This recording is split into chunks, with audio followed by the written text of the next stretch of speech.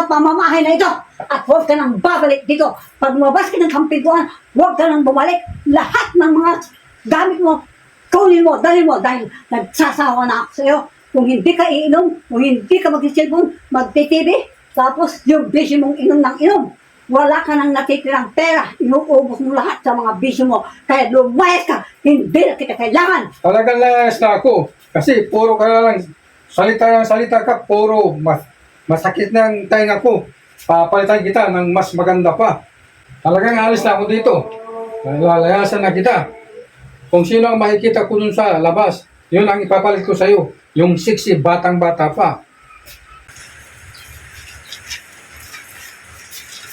Ano, di ba sabi mo, kung pag lumabas ka, pag sino ang makikita mo sa labas ng pintuan, yun ang ipapalit mo. O, ngayon, ako ang sumisita mo at wala ka nang masabi. O, sexy, di ba? O ano. Pasok, pumasok ka dahil ako ang tunang makita mo dito sa labas. Eh, halika na. Yung mga hinahanap mo, nasa atin. Ayaw na ba?